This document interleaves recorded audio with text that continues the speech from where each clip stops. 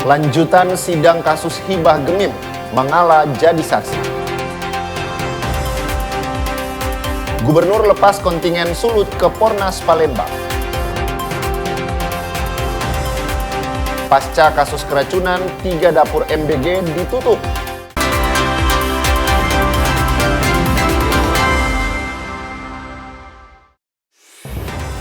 Selamat pagi saudara, apa kabar Anda hari ini? Jumpa lagi dalam program Kompas Manado Pagi Rabu 1 Oktober 2025. Selain 3 berita utama tadi, Anda juga bisa menikmati sejumlah informasi menarik lainnya yang dihimpun tim redaksi Kompas TV Manado. Bersama saya, Devis Pinontoan. Inilah Kompas Manado Pagi selengkapnya hanya di Kompas TV, independen, terpercaya.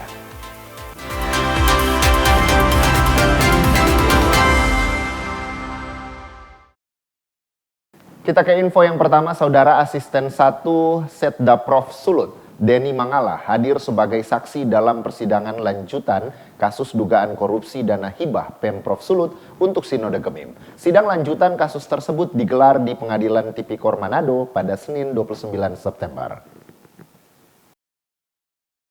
Denny Mangala tampak hadir di ruang sidang menggunakan pakaian batik berwarna gelap, tampil tenang dan penuh keyakinan saat memberikan keterangan di hadapan majelis hakim. Dalam keterangannya, Denny membeberkan fakta terkait aliran dana hibah, khususnya yang digunakan untuk kegiatan perkemahan pemuda Sinode Gemim.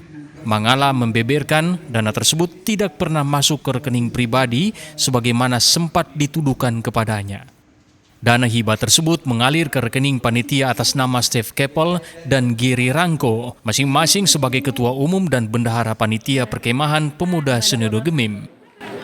Kesaksian Bapak banyak dibantai itu gimana? Oh iya, kan tadi saya sudah jelaskan, ada di bukti nomor rekening dan WA bahwa rekening panitia itu bukan atas nama saya, atas nama ketua umum dan bendahara. Tadi saya sudah sampaikan.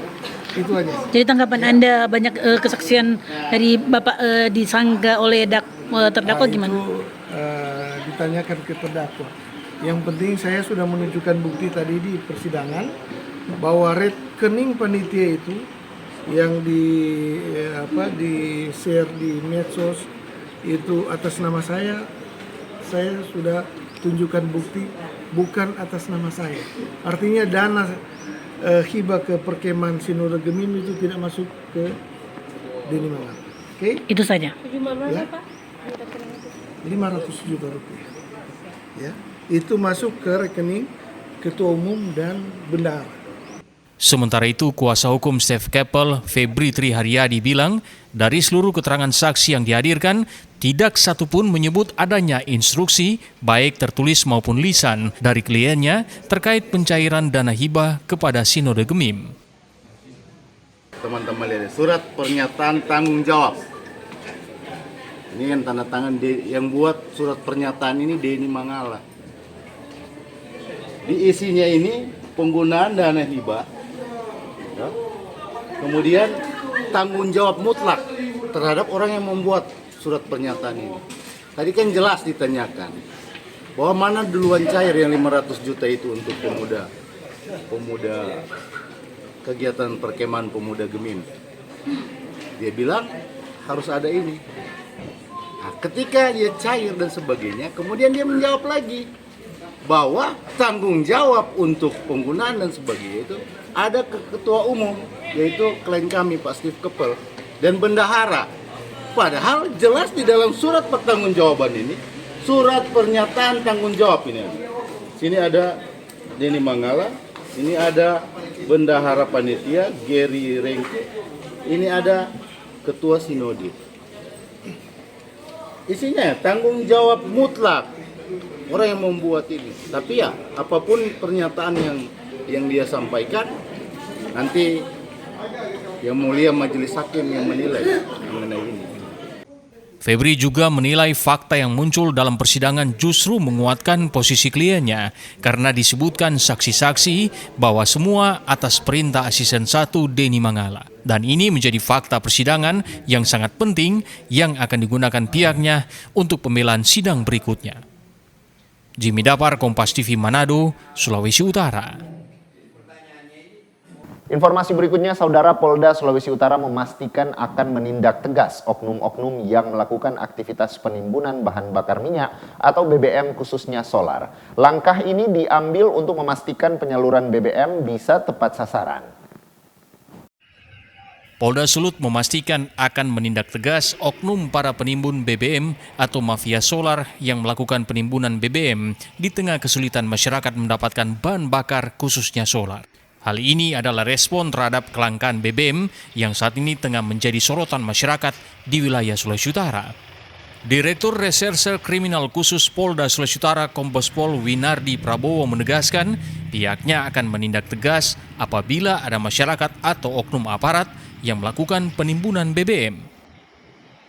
Kita tahu bahwa solar adalah jenis BBM yang disubsidi oleh pemerintah, dan penegasan dari Bapak Gubernur untuk penyaluran dipastikan tidak boleh ada pihak-pihak yang menghambat untuk kepentingan pribadinya. Artinya ini semua untuk kepentingan masyarakat. Jadi pihak-pihak menghambat baik itu dari Pertamina, kemudian dari petugas SPBU maupun pihak-pihak lain termasuk aparat, apabila ada yang melakukan menghambat pendistribusian terhadap solar yang disasarkan, memang sasarannya adalah kepada masyarakat penerima yang sesuai dengan aturan yang sudah ada, maka itu kita akan lakukan tindakan tegas. Sebelumnya, Gubernur Sulawesi Utara Julius Silvanus telah menerima perwakilan para sopir truk yang melakukan aksi protes pada Senin 29 September. Gubernur menjamin tidak ada lagi mafia BBM di wilayah Sulawesi Utara. Pelaku penimbunan BBM ilegal dapat dijerat dengan pasal 55 Undang-Undang Nomor 22 Tahun 2001 tentang minyak dan gas bumi dengan ancaman pidana penjara paling lama 6 tahun dan denda paling banyak 60 miliar rupiah. Jimmy Dapar, Kompas TV Manado, Sulawesi Utara. Berita lainnya, Saudara, Satuan Reserse Kriminal Satreskrim Polresta Manado berhasil menangkap satu pelaku pengedar uang palsu di Desa Pineleng, Kabupaten Minahasa. Dari tangan pelaku, polisi berhasil mengamankan ratusan lembar uang palsu sebagai pecahan. Herupanto, warga asal Desa Maumbi, Kecamatan Kalawat, Kabupaten Minahasa Utara, berhasil diamankan oleh Satreskrim Polresta Manado saat melakukan transaksi di salah satu kios di Desa Pineleng, Kabupaten Minahasa. Aksi pelaku ketahuan saat warga curiga dengan uang yang diberikan oleh tersangka saat melakukan transaksi. Setelah mengetahui uang tersebut palsu, tersangka langsung diamankan oleh warga dan diserahkan ke pihak kepolisian. Dari tangan pelaku, polisi berhasil mengamankan ratusan lembar uang palsu dengan berbagai pecahan, mulai dari 100.000, 50.000, 20.000 hingga pecahan Rp1.000. Mendapatkan uang palsu tersebut dengan cara membeli lewat aplikasi Shopee dan Telegram. Ini berdasarkan pengakuan daripada tersangka. Kemudian tersangka membelanjakannya di warung atau toko-toko, salah satunya beralamat di Pineleng 1 Jaga 2, Kecamatan Pineleng, Kabupaten Minahasa.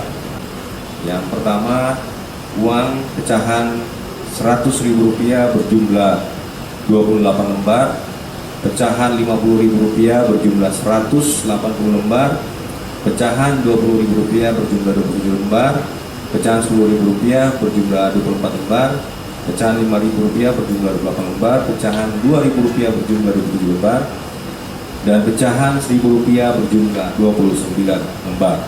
Dengan total keseluruhan uang palsu yang disita sebesar Rp12.803.000.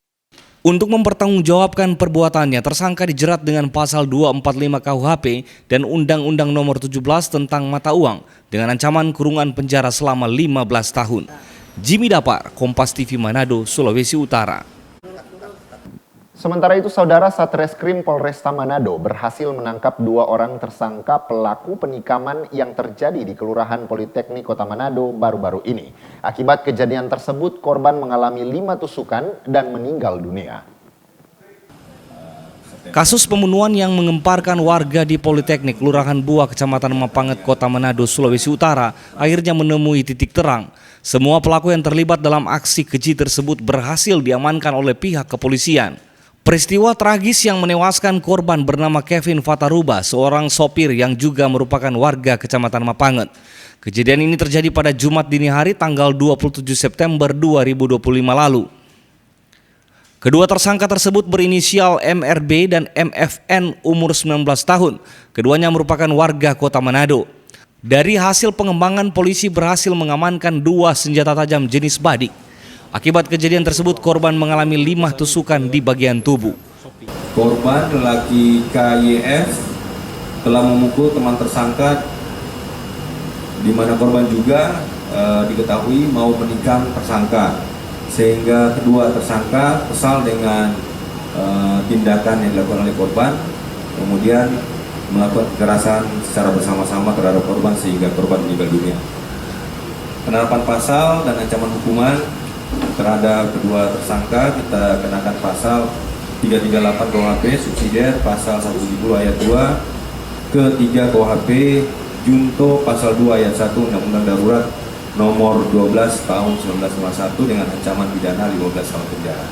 Kedua tersangka dijerat dengan pasal 338 KUHP, subsidiar pasal 170 ayat 2 ke 3 KUHP, junto pasal 2 Undang-Undang Darurat nomor 12 tahun 1991 dengan ancaman pidana kurungan 15 tahun penjara.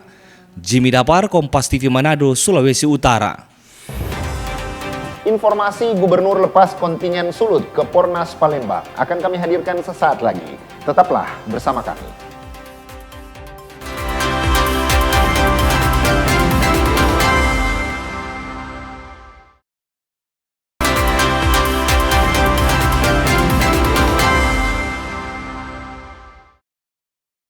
Kembali Anda menyaksikan Kompas Manado Pagi, saudara. Program makan bergizi gratis di SMK Negeri 1 Manado normal. Kendati sempat diterpa dugaan adanya makanan basi yang terjadi pada Rabu pekan lalu. Pihak sekolah melakukan pemeriksaan tes menu makanan sebelum dibagikan kepada ribuan siswa penerima manfaat. Pihak SMK Negeri 1 Manado melakukan pemeriksaan ketat menu makanan secara acak sebelum ribuan paket makan bergizi gratis dibagikan kepada para siswa, menyusul adanya temuan puluhan paket makanan yang berbau tak sedap pada Rabu pekan lalu. Para guru yang bertugas dalam distribusi MBG terlihat melakukan tes makanan secara acak sebelum paket makanan dibagikan ke para siswa. Menu makanan kali ini berupa nasi putih, ayam goreng katsu, tumisan sayur campur, tempe goreng, dan potongan buah semangka. Siswa mengaku dengan adanya program MBG, mereka bisa berhemat uang jajan.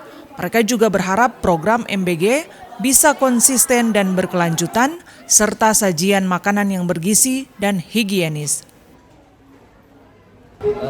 Tanggapan paling bagus buat orang yang belajar supaya menghemat untuk jajan, kasih tabung, membeli sesuatu. Paling kalau bilang trauma paling tak, cuman kalau bilang waspada ada bisa dikit. Karena ya beberapa kan ada di wilayah-wilayah lain, ada beberapa kasus seperti ini. Jadi tidak trauma sih, cuma waspada. Nah harapan sih ya semoga orang di sini nyandak makan begitu deh. Jujur agak takut. Apalagi juga dapat peringatan dari orang tua semenjak ada makanan basi itu dibilang nggak usah makan MBG, takutnya dapat yang busuk lagi, keracunan lagi. Cuman ya karena MBG juga mengenyangkan jadi saya makan aja. Adik sendiri ada ada upaya antisipasi? Kadang sih kalau udah lapar langsung gas-gas aja, cuman ya kalau terlihat agak mencurigakan ya dicek dulu atau dicicip dulu, kalau emang nggak enak ya udah nggak dilanjut makan. Nah kalau sejak beberapa waktu belakangan ini bagaimana Anda melihat menu yang disajikan melalui program MBG ini? Sejauh ini sih enak-enak aja, apalagi menu yang kali ini sangat mengenyangkan, terus dagingnya juga gede, nggak seperti mungkin kadang ya agak kurang porsinya, cuman kali ini lebih dari cukup. Untuk orang yang mau menabung ini membantu sekali karena orang perlu menjajan lagi ke bawah. Hari ini menunya apa deh? Di sini ada sayur, tempe, sama ayam. Ini kan ada beberapa kasus kejadian keracunan di beberapa sekolah dan di sini sempat ada juga temuan makanan basi. Anda sendiri trauma atau? Saya tidak trauma karena setiap saya makan saya melihat kondisi makanannya bagaimana. Kalau dilihat bagus saya makan. Program MBG di SMK Negeri 1 Manado sudah berjalan hampir 2 bulan dengan jumlah penerima 1.105 siswa. Yanemi Kesingal, Kompas TV, Manado, Sulawesi Utara. Berita lainnya, Saudara Satuan Kapal Patroli Satrol Kodaeral 8 menggelar bakti sosial donor darah dan pengobatan gratis. Kegiatan ini guna membantu kebutuhan kesehatan masyarakat, khususnya warga kurang mampu. Kegiatan bakti sosial donor darah dan pengobatan gratis digelar di area kantor Satrol yang dipantau langsung Komandan Kodaeral 8 dengan melibatkan seluruh prajurit TNI Angkatan Laut dan warga setempat yang ingin berpartisipasi. Kegiatan ini dilakukan guna membantu warga kurang mampu untuk memenuhi kebutuhan kesehatan. Juga menyampaikan beberapa informasi mewakili Komandan Kodaeral 8, Laksamana Muda TNI dari Trisaratu TNI. Kami sebagai Satrol, selain kami memperingati 80 tahun Hari Ulang Tahun TNI dengan beberapa kegiatan seperti bakti sosial, dengan adanya donor darah dan pengobatan gratis. Kami juga sebagai Satgas Latma MTA Pilindo, saya ulangi Pilindo yang ke 2025, tahun 2025, kami menyelenggarakan kegiatan lomba atau olahraga bersama dengan antara Angkatan Laut Indonesia dan Filipina. Selain kegiatan bakti sosial, Satrol Kodaeral 8 juga menggelar berbagai lomba yang melibatkan prajurit TNI AL dan prajurit Angkatan Laut Filipina. Sebelum kegiatan latihan bersama kedua negara atau Pilindo 2025 dilaksanakan. Jemi Anis, Kompas TV Kota Bitung, Sulawesi Utara. Informasi berikutnya, Saudara Gubernur Sulawesi Utara Julius Selvanus melepas kontingen aparatur sipil negara Sulut yang akan berlaga di Pekan Olahraga Nasional atau Pornas Korpri ke-17 Palembang, Sumatera Selatan. Pemerintah Provinsi Sulawesi Utara mengirimkan atlet-atlet aparatur sipil negara terbaik yang akan berlaga di 11 cabang olahraga dari 13 cabur yang dipertandingkan. Dalam sambutannya, Gubernur Selvanus memberikan semangat kepada para ASN yang akan bertanding agar mereka memberikan prestasi terbaik dan membawa pulang medali bagi Sulawesi Utara. Kita berangkat dalam suatu cita-cita harapan kita untuk menang, bukan untuk kalah. Saya sudah sampaikan kepada pengurus, kalau tidak siap untuk menang, nggak usah berangkatkan. Buang-buang tenaga, buang-buang uang, ya, buang-buang harapan. Jadi yang yakin akan mendapat ranking atau medali itu yang diberangkatkan. Artinya 11 cabur depan saya ini akan membawa medali pulang. Pekan Olahraga Nasional Korpri tahun 2025 akan berlangsung pada 5 sampai 11 Oktober mendatang di Palembang, Sumatera Selatan. Yanemi Kesingal, Kompas TV Manado, Sulawesi Utara. Informasi pasca kasus keracunan 3 dapur MBG di Ambon ditutup sementara akan kami hadirkan usai jeda berikut. Tetaplah bersama kami.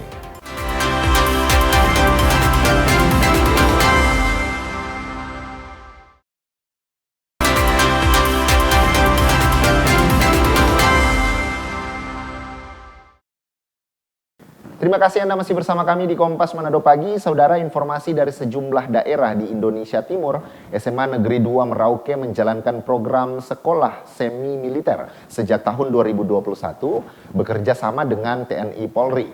Melalui program ini para siswa diharapkan memiliki jiwa nasionalisme dan sikap disiplin yang baik. Tahun ini sudah angkatan keempat SMA Negeri 2 menjalani sistem semi militer bagi para siswanya. Program ini melibatkan seluruh unsur sebagai pendamping pelaksanaan kegiatan. Program semi militer hanya dilakukan sekali dalam seminggu, yakni di hari Sabtu jam 9 pagi sampai selesai. Meski demikian, di beberapa sesi kegiatan dapat dilaksanakan di lokasi TNI Polri, tergantung materi yang dibawakan. Materi yang diajarkan pun beragam, mulai dari kedisiplinan, Pancasila, bela negara, hingga latihan fisik. Terus kemudian sudah dibuatkan semacam kurikulumnya lah gitu. Nah, ini yang disampaikan oleh bapak-bapak itu bisa materi, misalnya disiplin, misalnya Pancasila. Tapi mereka juga ada fisiknya. Harapan kami ke depannya ya jelas anak-anak ini jiwa nasionalismenya bagus, terus disiplinnya bagus, berkarakter, dan ini sekolahan ini untuk semi militer juga memang kita arahkan ke nantinya bisa masuk ke kedinasan atau sekolah-sekolah kedinasan, seperti mungkin nanti yang ingin jadi TNI atau Polri atau nanti sekolah di kedinasan di mungkin STPD dan sebagainya seperti itu. Dengan adanya program semi militer, para siswa juga mendapatkan modal kemiliteran untuk bisa masuk menjadi anggota TNI Polri. Kathleen Romera, Kompas TV Merauke, Papua Selatan. Berita lainnya, saudara, kasus keracunan makanan di 3 kabupaten kota di Maluku beberapa waktu lalu membuat kantor pelayanan pemenuhan gizi Ambon menutup sementara 3 dapur makanan bergizi gratis. Penutupan ini bertujuan untuk mencegah kejadian serupa terulang dan memberi waktu untuk evaluasi serta investigasi. Kantor pelayanan pemenuhan gizi Ambon menutup sementara 3 dapur makanan bergizi gratis. Penutupan sementara ini tanpa batas waktu hingga hasil evaluasi dan investigasi keluar. Petugas kini mengevaluasi standar kebersihan dan keamanan pangan di seluruh dapur. Kantor pelayanan pemenuhan gizi Ambon mewajibkan setiap SPPG yang masih beroperasi memiliki sertifikat layak higienis sanitasi. Selain itu, setiap dapur wajib didampingi 1 ahli gizi dan juru masak bersertifikat untuk memastikan makanan yang disajikan aman bagi siswa. Ada 1 hari mereka beroperasi dan sekarang sudah diberinya tutup. Jadi sementara ini ditutup sampai tidak tahu kapannya, sampai dengan pengurusan persyaratan yang mereka lengkapi dulu baru bisa mereka beroperasi kembali. Jadi selain itu mereka ditinjau kembali dapurnya, setelah memang layak untuk dilakukan operasi baru mereka beroperasi. Untuk kejadian yang terjadi itu kan 3, 1 di MBD, 1 di Tual dan 1 di Ambon. Semuanya dapurnya ditutup. Sementara itu, Kepala Dinas Kesehatan Provinsi Maluku telah melakukan rapat koordinasi dengan sejumlah stakeholder untuk melakukan evaluasi menyeluruh SPPG. Tentunya kita evaluasi ya. Untuk evaluasi itu kita langsung melakukan rapat koordinasi dengan pihak-pihak yang berkepentingan dalam bulan depan ya tadi ya. Karena kita memang masih mengumpulkan semua data-data. Jadi supaya nanti kita pada evaluasi itu akurat. Langkah penutupan SPPG ini menjadi komitmen melindungi kesehatan siswa, sekaligus menjamin program makanan bergizi gratis tetap berjalan aman dan bertanggung jawab. Yahya Lating, Kompas TV Ambon, Maluku. Berita lainnya, saudara, pasca tutupnya SPPG Tamamaung, Kota Makassar, hal ini berimbas kepada 300 anak SD di SD Tamamaung 1, Kecamatan Panakukang. Makan bergizi gratis yang biasa mereka dapatkan kini tidak lagi diterima. Hal ini pun sudah terjadi sejak seminggu yang lalu. Kekecewaan terlihat dari wajah anak sekolah dasar SD Tamamaung 1, Kecamatan Panakukang, Kota Makassar. Biasanya mereka mendapatkan makanan bergizi gratis setiap hari, namun sudah sepekan ini mereka tidak mendapatkan MBG. Hal ini imbas dari ditutupnya SPPG Tumamaung yang menjadi penyalur bagi 10 sekolah di kecamatan itu. Kepala Sekolah SD Negeri Tumamaung 1, Basora bilang, belum ada kejelasan pasti terkait tidak disalurkannya makanan MBG ini. Ia pun menyiasati dan menginstruksikan orang tua murid untuk memberikan bekal kepada anaknya jika pergi ke sekolah. Nama lengkap Haji Basora SPD MPD sebagai kepala sekolah UPT SD Negeri Tamamaung 1. Ya alhamdulillah, selama ini pernah sebelum kita di sini sebelum puasa sudah mulai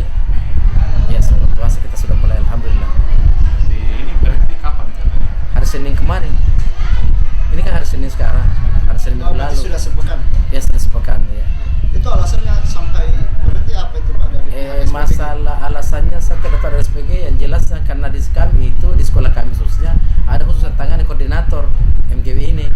Jadi itu misalnya itu menyampaikan ke grup kami di sekolah ini bilang, tapi kita sampaikan di wali kelas masing-masing agar wali kelas menyampaikan siswa bahwa hari Senin tanggal kemarin itu hentikan itu sebenarnya mengenai alasan kita tidak tahu alasannya, cuma penyampaian dari SPG-nya menyampaikan sejenak ada sesuatu hal ya kita tidak tahu.